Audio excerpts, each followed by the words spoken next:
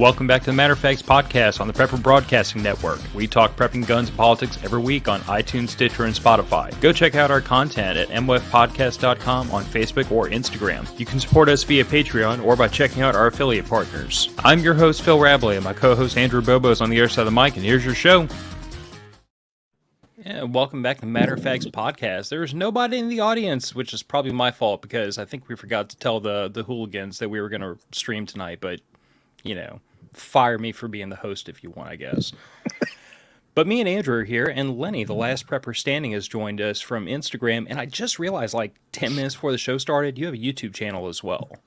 Very light YouTube channel. I've kind of, I deleted a lot of old content on there, getting ready to kind of relaunch that eventually.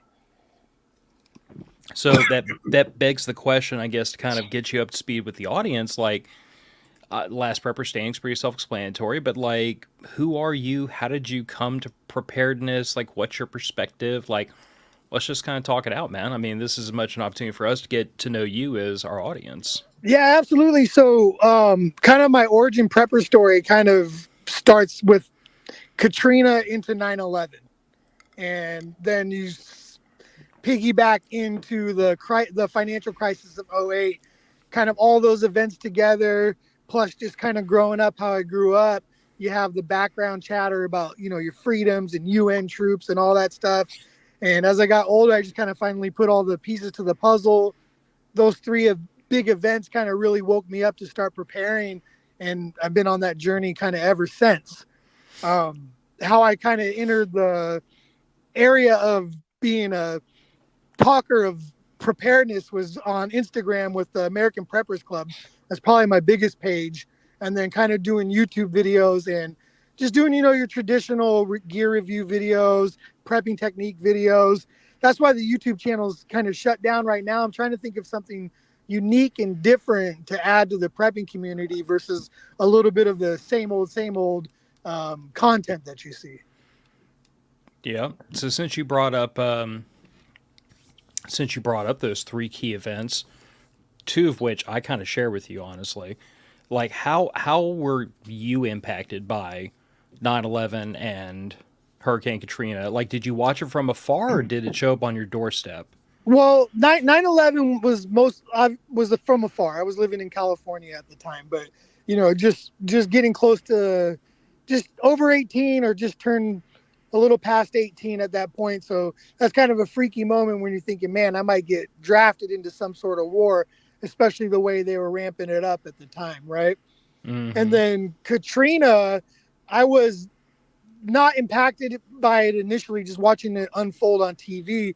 But my mother, she worked with a lot of the people who had to evacuate New Orleans. So I got kind of a firsthand experience interfacing with those people who had to leave and get relocated for jobs. Some of them initially thought it was going to be temporary. Some of them never ended up going back to New Orleans where they had lived their whole life. So I met several people, firsthand accounts who were impacted by that, and just hearing their horror stories. And then, you know, I think as a collective whole, as a country, we watched that unfold and just the straight up shit show that was from the government. Because when the government gets involved, it's never going to work out how it should.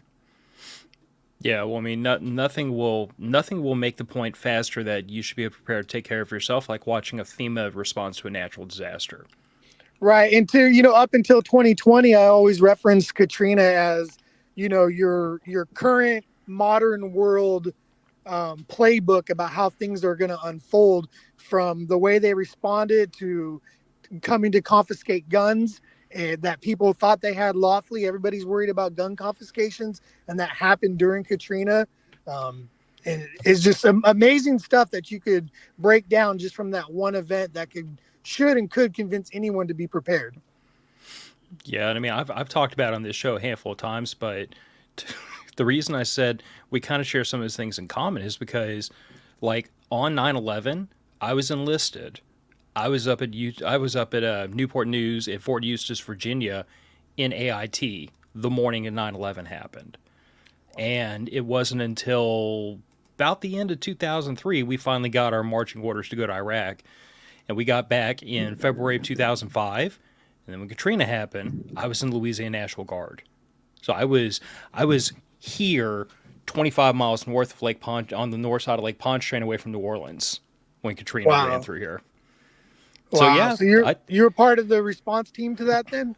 yeah, we were part of the response team. We were I was part of a Black Hawk helicopter unit, so our unit was not directly tasked with like grabbing people off the rooftops because we weren't set up for medevac rescues. We had a sister unit that came in from Pineville, Louisiana, so they would grab people off their roofs and bring them to high ground, and then my guys would grab them from high ground and move them further out of the area, and just kind of do a Chinese fire drill to get people out of the city as fast as we could. And then we stood up on orders until December 31st. Wow. Yeah, and I think you look at Katrina too. There's obviously some stuff that you just can't prepare for when it's a mass destruction like that, but there's things you could do on the peripheral to kind of help you rebound and regain your life together. And just to see how many people weren't prepared to do that, from not having money to go to hotels, not having any sort of insurance money. There's just a lot of things that go into preparedness that are, you think your food, your guns, your ammo, but there's a lot of stuff that you could do to set yourself up for even a catastrophic disaster to at least be able to bounce back quicker. And those are some of the lessons I took away from that too. Yeah, well, I mean, the lessons, see, to me, like, I put the war in Iraq and Hurricane Katrina together because, from my perspective, those two events happened so close to each other. I mean, that was my life from age 21 until I was 23. It was like that 2 year span. A lot happened, but when I was in Iraq, I got a really up close look at like what a truly broken country looked like. Like, no police, no fire department, no friggin' hospitals. Like, the Department of Defense did what the Department of Defense does. We turned that entire country upside down trying to get after Saddam, and then rebuilding it took time. So for that period of time, the people that were stuck there, because where the hell else were they going to go? They had to figure their own lives out. They had to figure out how to protect their families. Although having Saddam's Republican Guard swept off the board at least meant that you didn't have a large armed force, shooting you over nonsense, trying to take your stuff. But it just meant that got replaced with the insurgency that would do the exact same thing. And then on the heels of like all that experience, because like when I came home from Iraq, I looked at that experience and I was like, that was a war zone. That could never happen here. And then after Hurricane Katrina hit New Orleans, I got into the city and I started looking around and I'm like, oh my God, this looks just like Baghdad again. Like this looks exactly the same. Like there's no police, there's no fire, there's no EMS, there's no power, there's no running water, there's nothing. This entire city has been destroyed, and like coastal Mississippi got hit worse than New Orleans did in some places. And I looked at the devastation that was caused and it hit me. I'm like, this is what a war zone looks like on my own soil, and I can't get on a C-130 and fly out of here. So like if this happened again and I was stuck here and I wasn't wearing an American flag on my shoulder, what would I do? And that was what got me into prepping. Yeah, and that's a good perspective. I mean, that's probably the best perspective because it probably drives you crazy seeing how this country's starting to go right now in some of these major cities. I'm sure it's pretty reminiscent of what you were looking at there, because I left Northern California in 2016 to move to kind of semi-rural East Texas. And that was because of just the continued decline of society around us. And that wasn't brought on by a natural disaster. That was brought on by politics. And that's a lot of what I push back against too, is because you're just seeing these politics slowly turn us into these third world countries where they're saying defund the police. And like you just said, when there's no police around, what happens? Chaos ensues. Yeah, and like this is one of the, because like because of the varied friend group that Andrew and I have like across this community, like we get everybody from your neocons and your traditional progressives all the way to anarchists and everything in between. And like, like politically, I'm about this far away from. I'm an anarcho-libertarian in most respects. Like, leave me alone. Let me do what I want to do as long as I'm not hurting somebody else, and we're gonna get along just fine. But the one place I break really hard away from my friends that are hardcore, like classical anarchists, is this idea that we have no state, no police. Because I'm like, guys, I've seen that. I have seen no state, no police, and it ends poorly for the people who are not prepared to use violence to protect themselves. And I totally get the personality that says, well, I'm able to protect myself. I don't need police. And I'm like, well, that's great, but I have a wife and a daughter, and they're not wired the way I am. And I Right. want them to be able Or to like, walk across the street without worrying about somebody hurting them. and I've been like of that mindset too. Like I kind of, like you said, like more of like an anarcho-capitalist. But when you get older, and there's like, how are you going to defend yourself then? And it just leads to, you have to have some sort of rule of law that is kind of, you know, a little bit status, sure, but protects the vulnerable at the end of the day, and puts kind of like moral principles ahead of everything else versus just a free for all and survival of the fittest. Well, I Yeah. mean, but you look at the, I mean, what was, I just saw a quote from something. It was import third world, become third world. And all the immigrants that, I mean, look at New York. A couple cops got beat up by immigrants, illegals, I want to say, and they got let go. And then one of them just got arrested in Phoenix again. And so it's like, how in the heck are they getting across the country so freaking fast? Who's funding that? Besides, I mean, Democrats and Soros and all that stuff, I suppose. But yeah, I mean, that's the thing is you have a flood of illegals coming over the border, and you talk, they're talking to them, and it's like, well, who are you voting for? Biden. Well, dude, you're illegal. You can't vote. Well, no, that's it. They're trying to push that path of citizenship before the election. Right. And And that's, that whole thing in New yeah. York is crazy. And that's really, that, that's part of what I wanted to talk about too when we were on here. Cause, you see these migrants coming across, or not migrants. I was just going to say, I get caught using that word too, because we've been conditioned to say that. It's illegal immigration. And that's really where the first rule of law starts to break down, is just the fact that they're even here. Everything after that is just kind of additional breakdown of the rule of law. There's a whole system for them to come here. My grandfather came here legally, served in the U.S. Army. Like, he went through the whole process to immigrate here, and he went a step further. He didn't even allow the kids in the house to speak Spanish because he wanted them to assimilate versus trying to subvert the culture. If that makes sense, he wanted them to assimilate to the culture and be proud to be where you're at now, because he went through it the right way. So there's a lot of pride that comes along with that. But as you see, the military age men, a lot of preppers and a lot of people are talking about that, and they're highlighting that problem. And the thing that it's inspired me to do is to really focus on myself, because if you preaching and yelling at the top of the roof about how there's military age men coming in, you probably should be getting yourself ready for a military fight, and taking it a little bit serious. And I don't think you see a whole lot of that in the prepper community. And, myself, I'm about 30 pounds overweight, but I've been hitting the gym harder than I have in a long time, because there's military age men crossing the border right now. It's a silent red dawn, in my opinion.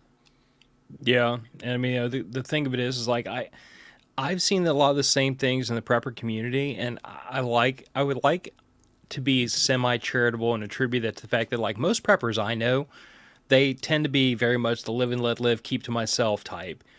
But I've also tried to encourage the preparedness community, like, you have to at a certain point become an advocate for the lifestyle you preach. Like, that's the whole reason we started this show 8 years ago, 7.5 years ago, because I was looking at the world around me and I was saying, there are people that apparently didn't get the memo I did when I was young, that you're supposed to do certain things, not because it was prepping, but because that's what responsible human beings do.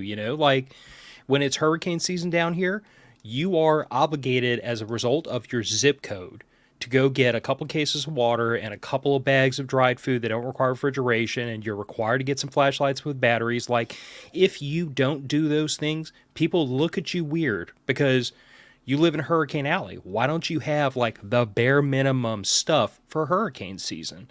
And then after hurricane season, all the fuel that you saved up for your generator, you dump it into your vehicle and burn it up. The hurricane snacks, you go ahead and you eat them until the next hurricane season. Like, that's how we grew up. And I look around at the people from just a couple years ago when Hurricane Ida hit us, and the number of my neighbors that didn't have those bare minimums shocked me.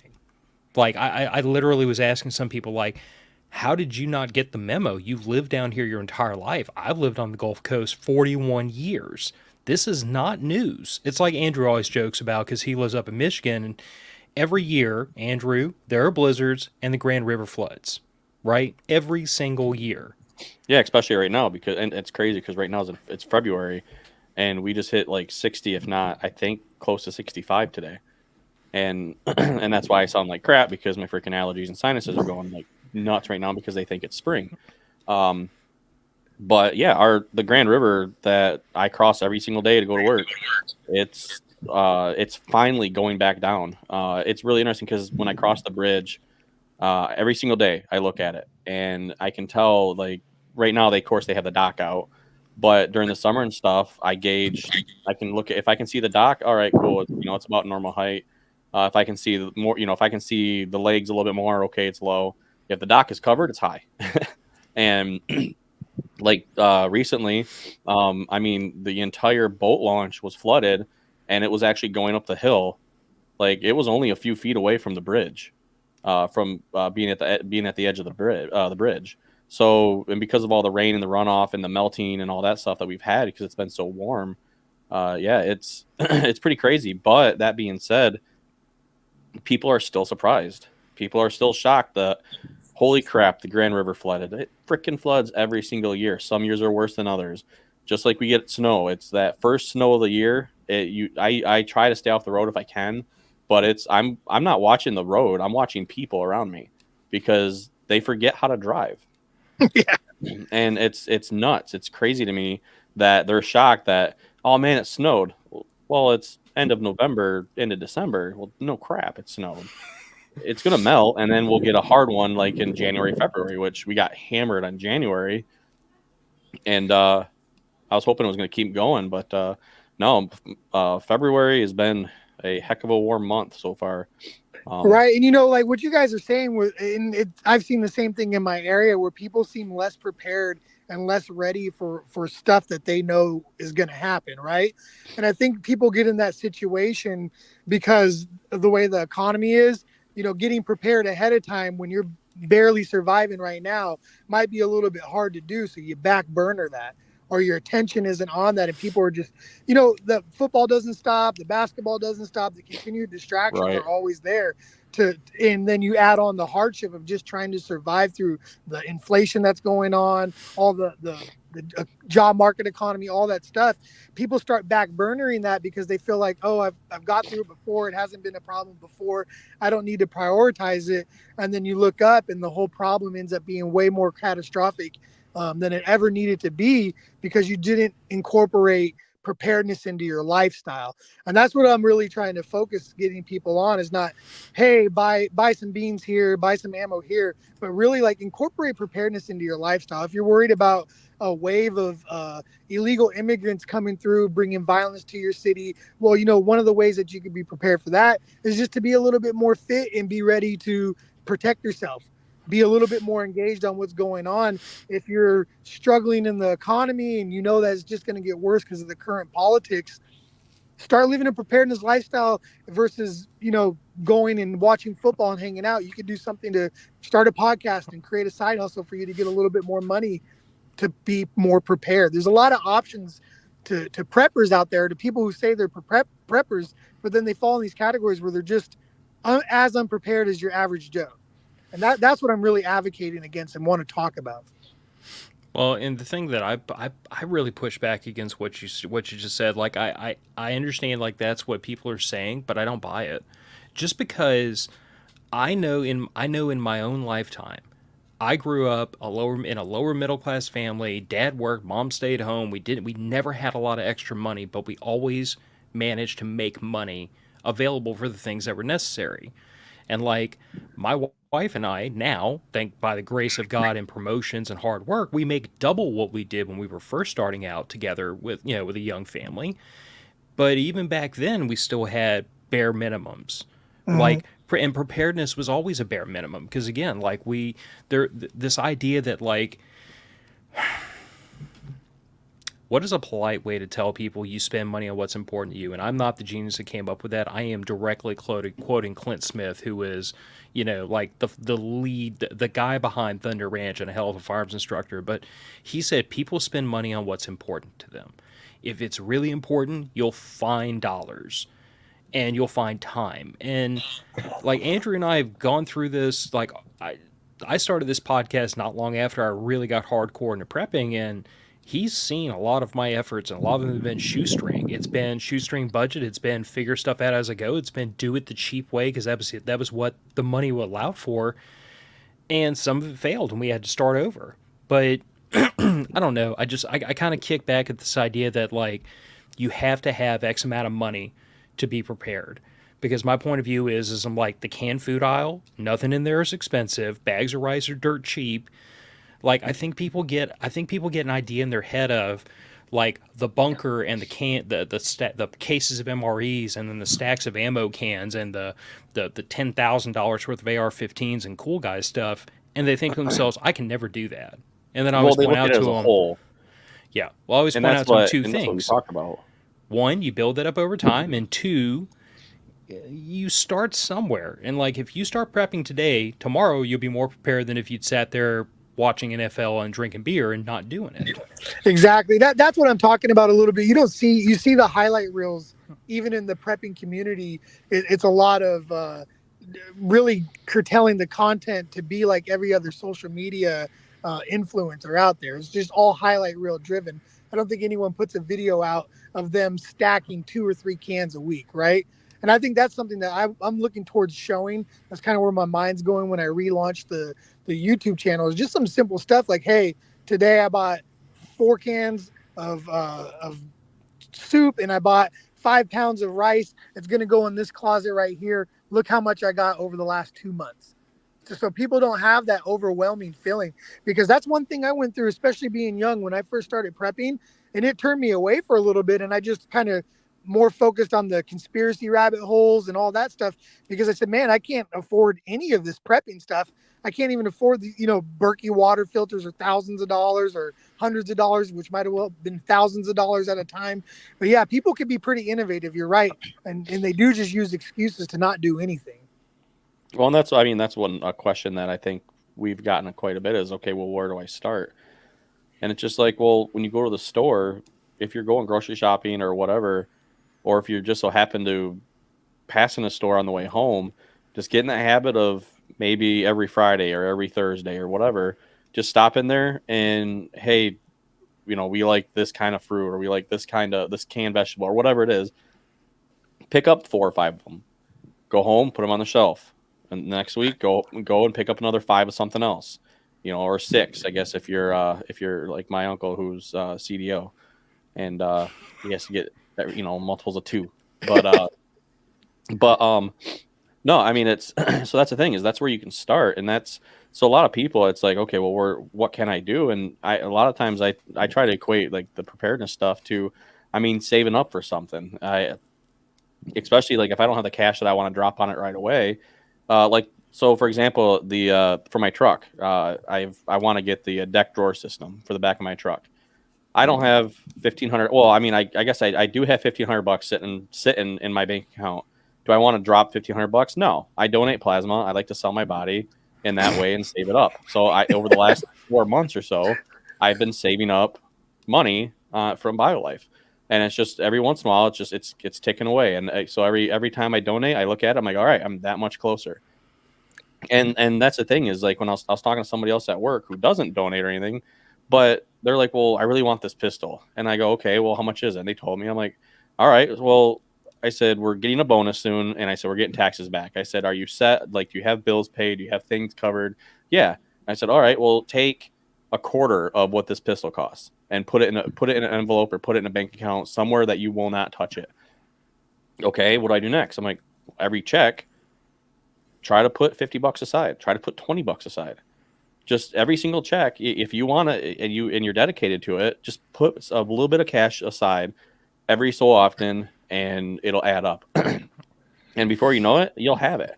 And yeah, some weeks you might be able to put 100. Some weeks you might be able to put 20. But every time you put money aside, you're that much closer to an object that if you want it. Same thing goes with prepping. If you're like, okay, well, I really want to get next month, I want to put enough money towards a couple, like maybe 3 buckets. Say you want to put 3 buckets aside for storage. All right, well, what do you want to put in it? I want to put beans, rice, whatever. You get your list. Okay, now price it out. How much is it going to cost you per bucket? Okay, it's going to be costing me this much per bucket, this much for all 3.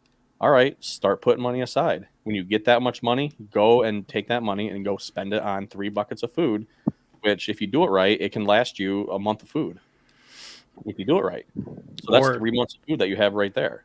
simple So, solution is most people go to the grocery store every week, buy an right, extra buy an extra 5 pound bag of dried beans, an extra 5 pound bag of dried rice, keep loading in the bucket till the bucket's full, chuck in an oxygen absorber, slam the lid shut, done deal. Move on to the next one. Like I right. don't know, But like yeah, it's just And that chipping it away at it.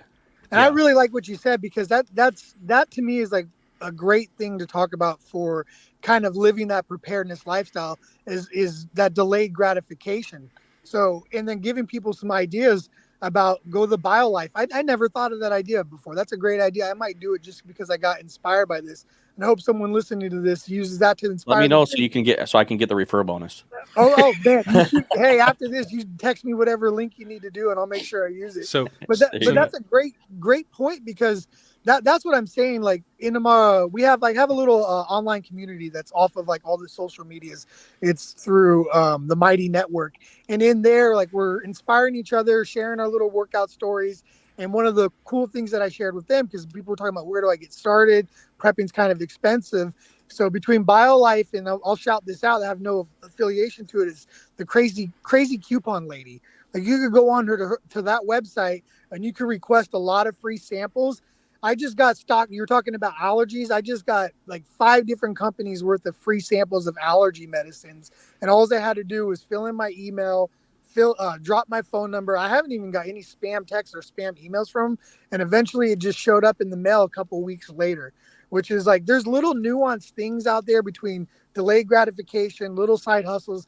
To me, that would be like, shoestring prepper or something on YouTube, and you walked them through every single trip of you going through the BioLife, and then at the end of it, you could do the install video of the deck. Which good luck. Are you going to do that on your own? Are you going to pay someone to do that? Because that looks crazy.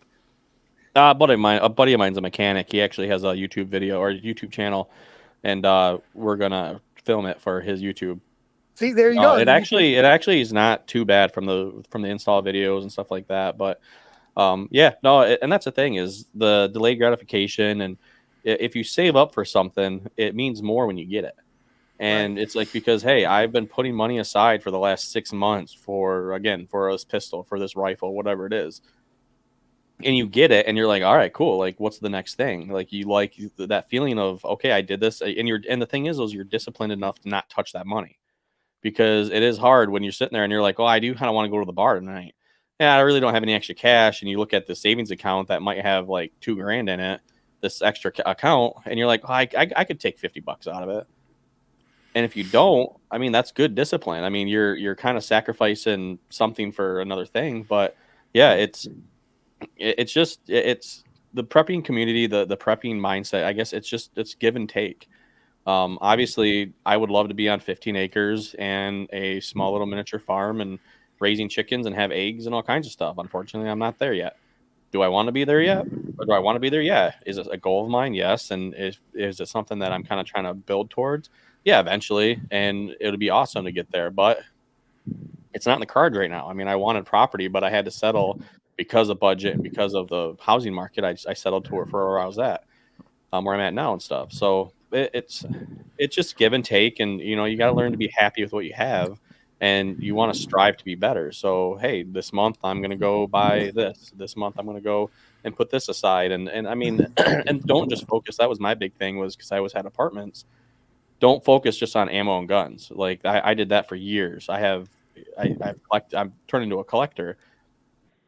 And it's like, okay, going back, it's like, okay, could I have, instead of buying this gun, could I have gotten this, or like this much water, this much food, whatever, a Berkey water filter, stuff like that.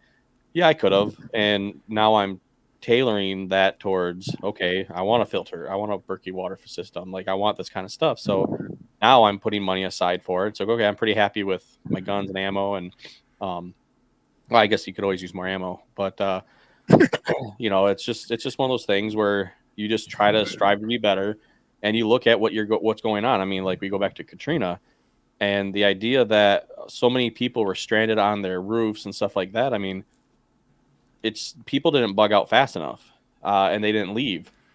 Maybe they didn't want to leave, and maybe they just were like, "Nah, it won't be that bad," kind of thing. But Murphy's Law showed his head, and it showed you what was up. But that's the thing is, I mean, you can take your. That's why I always like to have like the backup plans, and that's what going back to, what's if you have to bug out. Well, Phil and I have talked about this before. Is you have a thumb drive, an encrypted thumb drive or a hard drive, and have birth certificates, marriage certificates, have the mortgage, have stuff about mortgage, insurance, have all that stuff on this thumb drive, multiple thumb drives even, and have them stationed in different places. Have one sent to like maybe somebody, up north. If you have family that lives in a different state or something, send it to them. I mean, yeah, it's encrypted, so you don't have to worry about it. But at the same time, it's like, well, if something were to happen and you lost yours, you have a backup, and that's where like the whole prepping mindset too to me is having backups and having backups. I mean, I always say that two is one and one is none, because it holds true in every facet of life. That's a very smart idea with sending it to other people to hold for you. They have like legacy accounts for Apple and all that stuff too, and I have a lot of my personal data in there, and I've shared that code with people. So that's a good prepping tool for people to use too, just so people can have access to that information. Or if you have it uploaded to the cloud, you don't even need the hard drive. You get somewhere safe, you could go back and check it later. Those are great ideas. And then with saving up, like you said too, when you incorporate that into your preparedness lifestyle, you're going to value those items that you got a little bit more. You're going to take care of them a little bit more. You're going to understand exactly how hard it got to get it. And a lot of people, that's kind of gone from our culture right now, is even the value of things mixed in with the instant gratification comes the lack of value of stuff. And that's part of why I think there's a lot of cultural denigration, because people don't know how hard it was to build up this society, because it was already here for them. So as it crumbles, they're not worried about it.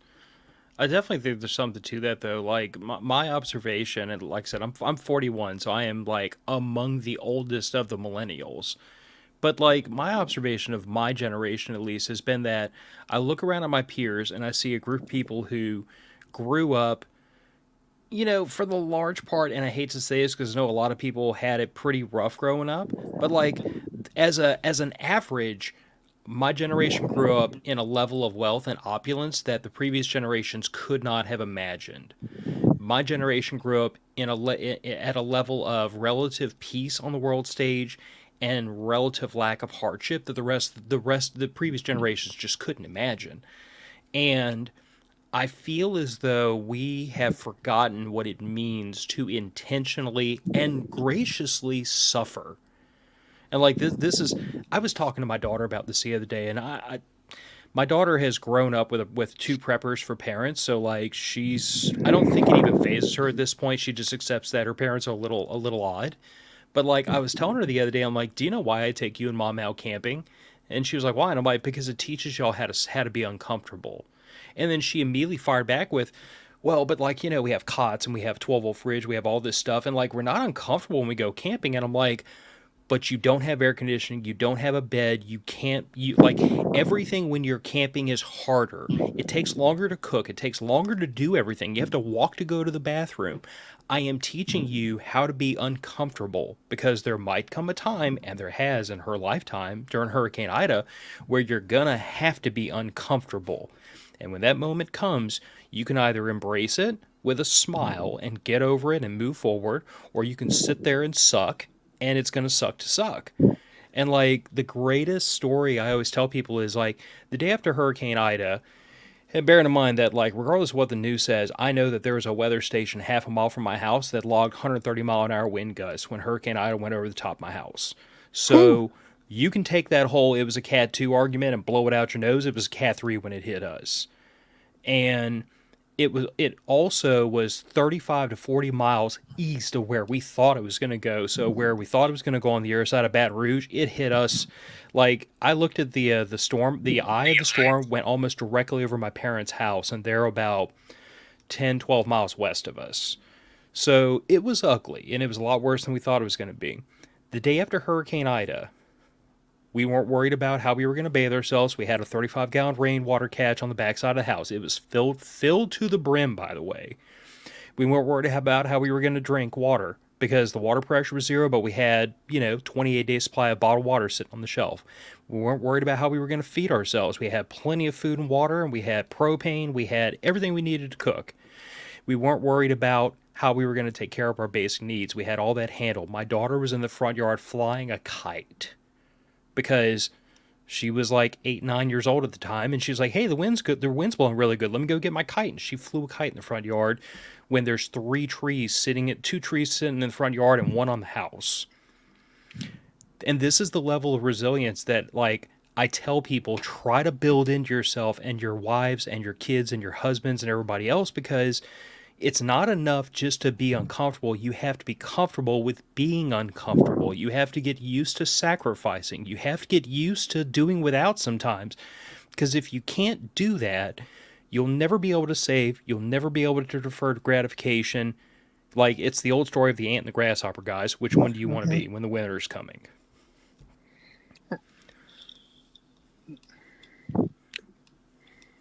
Awkward silence. Oh, sorry.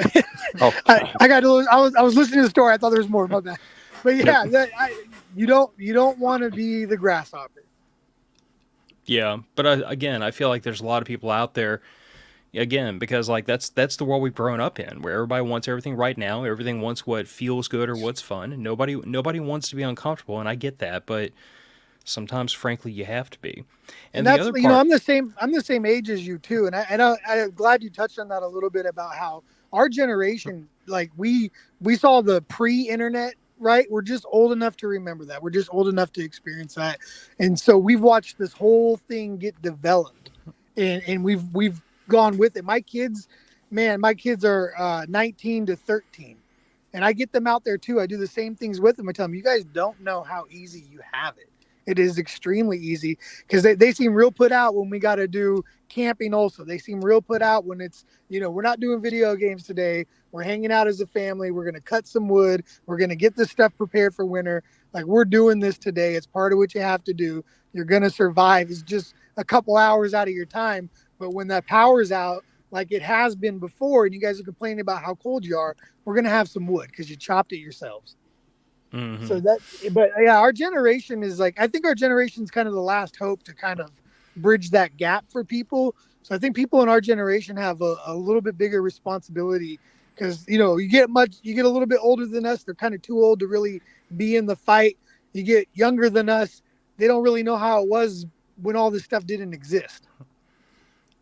Yeah. Well, and the other thing I think that our generation has been really, and I try to be like cognizant of the fact that, like, I understand that, like, income wise and standard of living wise, like, I'm doing a lot better than most of my generation. I think a lot of it's because of just decades of freaking hard butt kicking work. But, like, I feel like a lot of our generation has kind of given up on the idea of ever accumulating, of ever being able to retire, of ever being homeowners. I mean, I'm sure y'all probably looked at what the statistics are as far as, like, that age range, like from about 45 down to 35. But like 44% of our generation doesn't have $1,000 for an emergency. I forget what the percentage is. Don't think they'll ever be able to retire. The homeownership rate in the millennial generation is just absolutely in the toilet. And it's a combination of low income, bad credit, and everything else. But I don't know, like, it's depressing and shocking to me. I guess this is also why, like, Andrew and I, at least once a year, we force ourselves to do what I call the financial prepping episode, where we talk to people about how preparedness is not just like beans, bullets, and band-aids. It's also, it's a 401k, and it's a retirement account, it's a savings account, it's a home budget, it's all this nerdy crap that our parents friggin' did, because that's how you prepare financially. And outside of prepper fiction, most periods in history where things have gotten really, really bad, they didn't happen overnight. It happened in slow motion.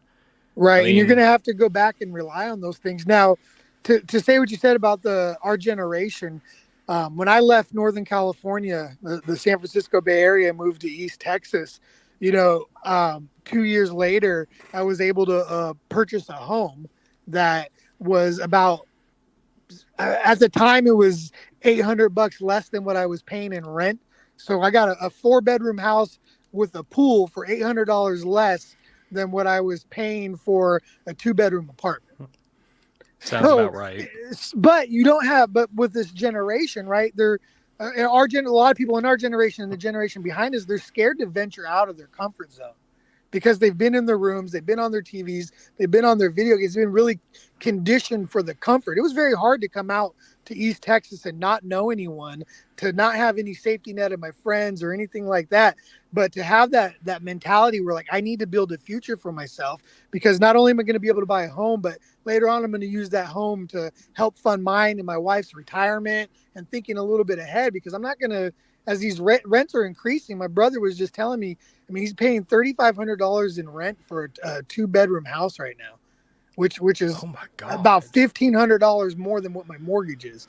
So that's just mind blowing to me, and I don't know how that's sustainable for him going forward as he gets older and he's able to work. He's not able to work as much, and then the prices are just only going to increase over that time. So prepping is a lot of like going out there, but getting yourself out of those comfort zones too. I think that's lost on a lot of these people because it used to be like go west, young man, to build a future, right? You don't see people even leaving to go to other areas to build futures for themselves anymore. And I think we could kind of get back to that. It would be very cool too. Yeah, and then you're in the boat that like me and Andrew are, where it's like I can see my neighbor and I'm not happy about that. I want to live further out of town. I Mm-hmm. mean, I don't think either one of us is there yet, but that's our goal is to basically move. My I tell my wife all the time, and she giggles and rolls her eyes because she knows who she married. But like my goal is to be able to pee out of the front door of my house and not get arrested for indecent exposure. Like I want to I, be that far out of town, and my neighbors be that far away. I love that. That's the ultimate goal for me, and that was kind of the idea when we came out here. But we settled for kind of like a happy medium for the time right now. But we definitely got away from the major city. We got away from the chaos of San Francisco Bay Area, and we're in this just. It almost feels like sometimes I got to pinch myself and be like, man, I actually accomplished something that really put us in a better situation. Even though I'm not homesteading on the level that I wanted to homestead, this is somewhat better. And I think some people they won't make that compromise. So I won't ask you while we're live, but after we get done, remind me. I want to ask you where exactly you live because you mentioned East Texas several times, and I was raised outside of Beaumont, Texas. So there's a fair bet I probably know exactly where you are. And I like that. Yeah, I'm comfortable with it. I'm like in the Tyler area. Oh yes, I know exactly where you're at. You're actually not that far from a buddy of ours who's on also on the Prepper Broadcasting Network. Oh, awesome. Maybe we got to use that to link up. Yeah. So Lenny, like we've been talking for about 45 minutes. Like, what would you say like your focus is in preparedness? Because I feel like anybody that really considers themselves to be a part of this community, like they try to do everything because you have to do everything, but most people say that they have a wheelhouse. Like, what do you feel like is your calling in preparedness, or the thing that you feel like you stand out in? So like I have a back like a pretty athletic background. I used to do personal training, and I think to me that's like kind of where I want to work towards talking about and kind of create a movement within the prepper community to just be a little bit more fit, take care of your health, get out there and do it for not only yourself but for your family and for your preparedness and survival goals are going to require you to be fit. So I post a lot of that on my personal Instagram, 5 a.m. wake up times, getting the workouts inside our preparedness group. We have monthly challenges where the other guys and gals too in there, they'll post it and just kind of rallying each other up to be living examples of being prepared. To me, there's nothing funnier than, one of the first things I do when I work with some people and they're reaching out for some kind of fitness advice and stuff, and they have their 75-pound bug out bag and say, hey, I don't want you to do anything other than, walk 3 miles each day with that bug out bag on and then get back to me. And that is a task that is not completable by pretty much everyone that I've put it on when they're first starting out. So that's kind of my wheelhouse and what I'm going to be working towards in the future is really just trying to cultivate a culture of fitness in the preparedness perspective or in the preparedness realm. I mean, that's going to be a bitter pill for a lot of people to swallow. But I mean, it's something that Andrew and I have also I know he's been pushing himself and I've been pushing myself. So during COVID, I went to working remote, and prior to that, like just my Apple Watch, according to that, was saying I was getting like 2.5 miles a day of walking at a desk job, and that was just from the parking lot to the facility, back from the facility back to the parking lot, walking around the building to get stuff done. And after we started working remotely, I promptly swole up from 242 pounds to 255 pounds, and I topped out at 262, and I'm 5'11". So Wow. I was massively overweight. I knew I was, but I really didn't get my motivation to do anything about it until, what was it, Andy? Prepper Camp 2021? Our buddy Jordan got a picture of me in perfect profile, and I looked like 8 months pregnant. Like, just all beer belly. And I came home from that and hung my head and said, okay, we got to start doing something about this. So my wife and I both went on a journey to completely rewire the way we eat, change our dieting. We started walking like 10 miles a week, about 2 miles a day, 5, 6 times a week. And I'm down to 230 to 235, depending on what time of the day I get on the scale. Right. That little lady has lost 50 pounds. Nice. Yeah, and you know, it's incremental things. I myself have struggled with weight at times. Just even right now, I'm 230. I'm about the same height as you, so we're probably got about the same type of profile. But I'm up 30 plus, or actually 40 plus pounds in a very short period of time. I completed the 75 hard. I don't know if you guys are familiar with that program from Andy Frisella, but I completed that program. I was down to 190 and then just slacked and got right back up because I wasn't living the mindset day in and day out. And I just, that's where I think a lot of preppers can improve. I think there's a big thing there. I mean, the number one cause of death is heart disease, right? Mm-hmm. And if we're being real with ourselves, just like you're talking about the 401ks and all that stuff, our fitness as preppers should be kind of right up there with everything else. Well, and the thing I put on people a lot of times, like completely separate from preparedness, by the way, this is just like general life philosophy is I tell everybody that life expectancy means nothing to me. What I'm worried about is how many years I can run a chainsaw, how many years I can rip my truck apart and do a brake job, how many years I'm physically able. Like the day that I am too sick and too fat to go on a camping trip or go day hiking is the day that I have a problem. So I always tell people, I'm like, I don't care if I live to be 100. If at 65 I'm so old and broken and fat I can't do anything with myself, like that next 35 years doesn't mean anything to me. I want to be that 70, 75-year-old man who's working the 30-year-olds into the ground, leaving them for dead, breaking down a car in my front yard, ripping it apart, working on brakes and front end suspension. I want to be that guy who makes the guys half my age look like there's a problem. Because it's not even about having the biggest muscles or the narrowest waistline. It is totally about, I want to make sure that I have the most number of years available to me where I'm able to take care of myself and the people around me.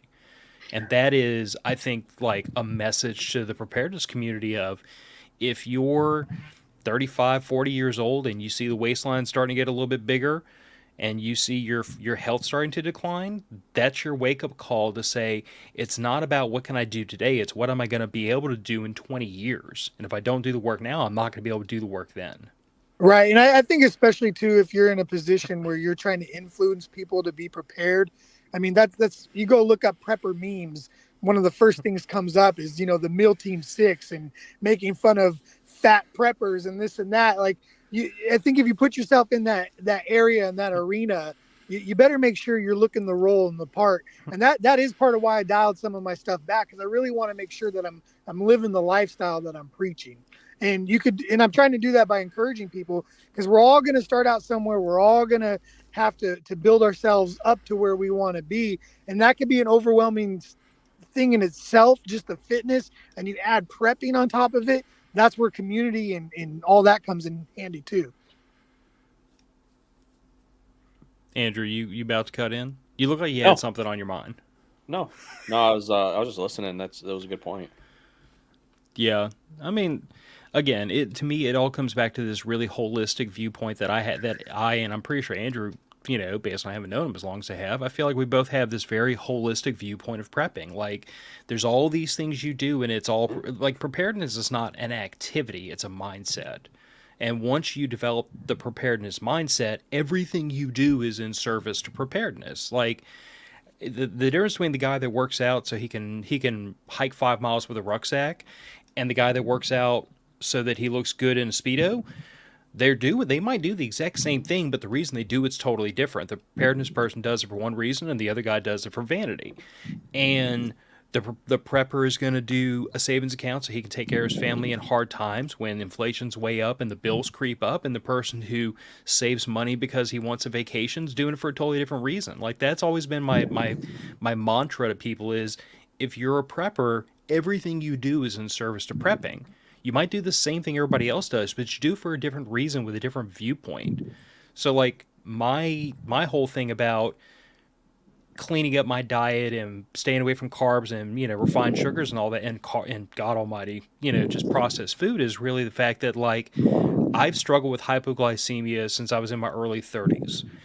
There is no secret where that leads if you let it go long enough. You become insulin resistant, you become type 2 diabetic. That road is paved in front of me. So I have the option to either say, I don't want to be insulin dependent, so I have to do these things, or I just eat the crap and do what I'm not supposed to do and take insulin and be in that situation. Which, unfortunately, I know people who are insulin dependent, and they've pretty well accepted the fact that 30 days after the lights go out, they're gone. They cannot live without it. It's just, I guess to me, it's a really sobering experience to realize, like, the age-old adage that nobody's coming to save us. Nobody's coming to bail us out when everything really goes bad. Everybody's going to have to be able to take care of themselves. And sometimes taking care of yourself means everything within your power, from the way you diet, the way you take care of your body, all the way to how much money is sitting in the savings account. All those things go towards, can I take care of myself because no one else is coming to save me. Right, and that's a good way to put it, a holistic approach to it. And I totally dig that. That's what I'm going for myself. Yeah. So, again, interview style. What would you say is your weak point? Because everybody has one. My weak point, really, when it comes to prepping, is going to be maybe actual survival and like harsher elements. So from being in Northern California in the city, and then living here in East Texas, if I was in a survival situation that was really, really in the elements, I hike, I backpack, I camp, but like my true raw survival skills could definitely use some refreshing and more practicing. What about you, Andrew? I'm going to dime you out. Probably besides, I mean, one of the things is I've been trying to build ever since I got my house is food and water stash. Put more of that aside, but my mutual assistance group, that's one thing that I think everybody needs. Every prepper it needs. You can't lone wolf it. There's no way you'll survive, and so that's the thing is, having like-minded individuals that are preparing as well, and someone that you can link up with. I mean, I have a bug out plan, and it entails hiking up north and all this other stuff. But what if you can't get up north? I mean, what if you are stuck in the area for a period of time? I'm by myself, and so finding that group of people that, hey, let's get together and either this guy has property, let's make a plan, let's all go there, or let's all convene in one house, or whatever have you. I would say that's probably like my weak point. And see, I think mags are tough for a lot of people.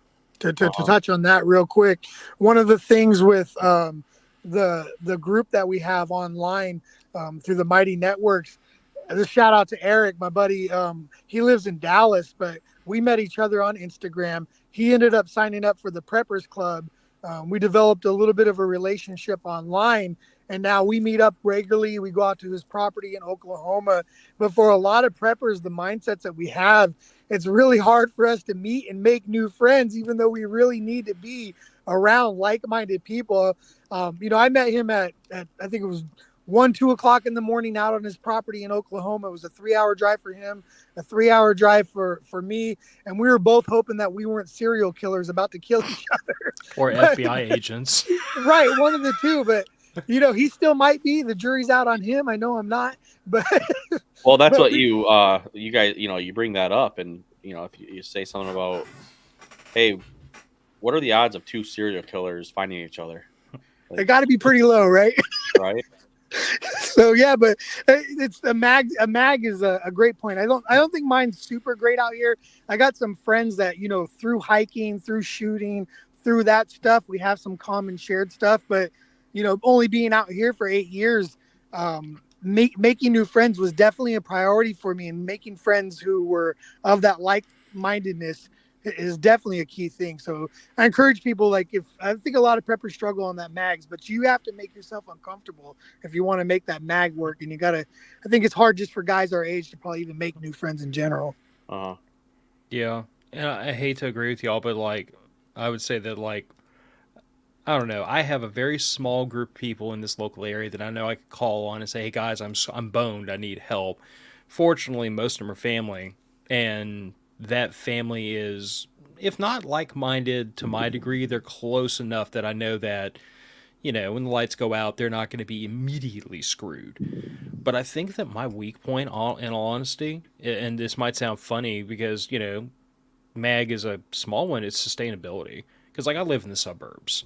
So there is absolutely zero opportunity for me to feed my family off this tiny little plot of land we live on. And everything in my preparedness is really based around a fixed period of time and being able to weather it until things kind of unwind themselves. It really is based around my experience from Hurricane Katrina and Hurricane Ida and other natural disasters, where it's like, as long as you can stay at your home and hold out for, say, a couple of weeks, and we're prepared for well more than that. But if you can stay there long enough, eventually things are going to come back. You're going to be able to get gas, you're going to be able to get food, you're going to be able to get building materials. Like, the thing that makes me nervous, and thankfully it is probably the least likely of the SHTF scenarios that preppers think about, is the lights never coming back on. And I think that's probably an outside possibility. It's not impossible. But, like, those are the moments in time where I feel like, even amongst preppers, 90% of us are not ready for it. And probably will never be ready for it. Yeah, as a whole, that I think that to me, the lights going completely off falls in that like catastrophic event category, where you're probably not going to be able to get resupplied. You're probably not going to be able to do a lot of things, and you're going to have a bigger force or a community come together to turn the lights back on. Yeah. But even, oddly enough, like, even amongst the people I know in this community that are like homesteaders and they live off the land, they still have food stockpile, because their point of view is like, I've got enough food coming in to sustain my family, but if I need to scale up to support the rest of the mag, the families around me, I'm a harvest away from being able to do that. So I need enough food, and the rest of my mag needs enough food to basically be able to hold out for 9 to 12 months until we can get crops in the ground and crops out of the ground. And It's this idea that, like, even for the people that are focused around sustainability, you still have to be able to hold out until sustainability kicks in. right, that's what a challenge, right? And that's why we prep. Yes, 110%.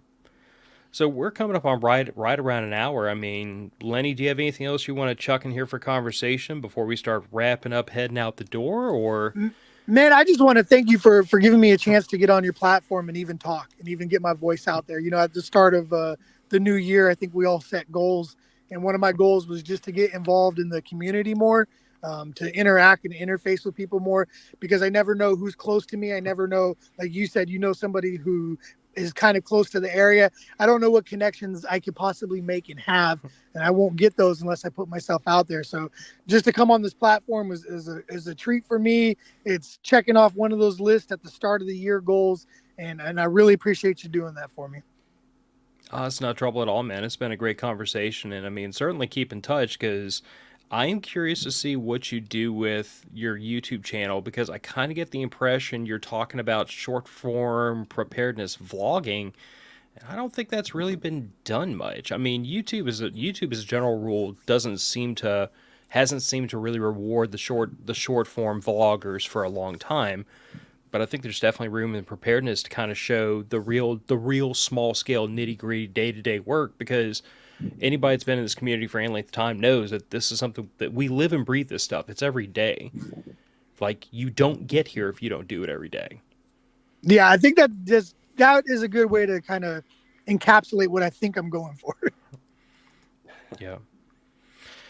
All right. Well, we'll go ahead and punt this one out the door. If you would like to follow Lenny, Last Prepper Standing on Instagram. Remind me of your other Instagram, American Prepper Club. American Prepper Club, and Last Prepper Standing here on YouTube. I have both the Instagrams linked down in the show notes if you're watching this on stream. And if you're listening to this, then I'll also have the YouTube channel down in the show description. So go give Lenny a follow, keep up with him, because we're certainly going to from here forward. And we'll wrap this one up and talk to y'all another week. Bye, everybody. See ya.